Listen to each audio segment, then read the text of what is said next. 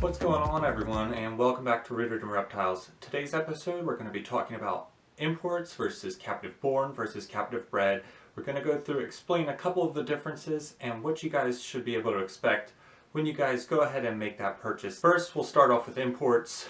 Imports are animals that are wild caught. They're held possibly for a short period of time, and then they're going to go ahead and be shipped to an importer, someone who deals strictly in wild caught animals. A lot of times you can find these guys on the internet a ton of places.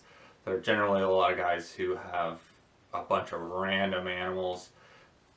Most guys will tell you, yes, these are wild caught. Some will try and pass them off as captive bred, so it is important to do your research and figure out exactly what that person is known for who is dealing these animals. So a lot of times import animals are going to come riddled with parasites. Not always, but you can expect it. And making a purchase of an import animal, I would have the money set aside to go ahead and get that animal treated immediately, even if it's just precautionary. Even if they don't show signs of having internal parasites, I would go ahead and do that as a precautionary measure.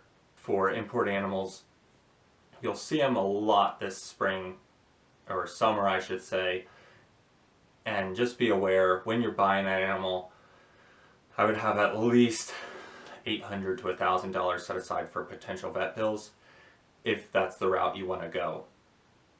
Now, you can get away from that but still have wild genetics if you get something that's captive born. Captive born is when a wild caught animal is brought into captivity and then gives birth. It's not captive bred and born, which is an animal that's held in captivity, is bred by a person or is owned by someone who is breeding these animals, and then they give birth. An import animal that just simply gives birth is what's called captive born. Some of these have been up for sale here recently, and they would be definitely a safer route for the people who want to breed IJs or things of that nature, where you can get something that hasn't been exposed to the mites of the wild or the stress of the wild, but still has wild genetics, which is good for breeding projects. It gives you genetic diversity, and if I were doing an IJ project, I'd be looking for a lot of captive born animals, and I would be buying those up from the various people who have them. Another thing with captive born is the parasites. Sometimes parasites can be an issue, but a lot of times they aren't. You have run a lot lower risk buying a captive born animal with parasites and with mites than you do with just a straight up wild caught animal.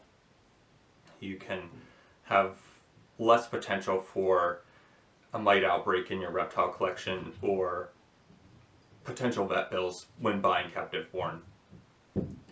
Captive born is kind of the middle ground between wild caught and captive bred and born. So moving on from captive born, we're going to go to captive bred and born. A lot of these captive bred and born animals are the Aussie animals, your Taliqua skincoides intermedia, skincoides skincoides. So what you're going to find is that all Aussie animals are captive bred and born here in the States. It's illegal to import or export from Australia currently.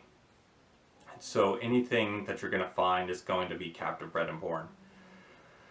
We're going to be doing a couple more episodes. If you guys haven't seen already, I am vlogging, trying to get a couple of those vlogs out a week. Also going to be doing more breeder features. We're going to be getting with Travis here February 25th, I believe, after the Hamburg show. We're going to meet up there probably and head over to his place, shoot his breeder feature. So pretty excited about that. So again, please check out the vlogs. I hope you guys are enjoying these videos. I'm enjoying doing them. And as always, guys, please like, comment, and subscribe. Thank you, guys.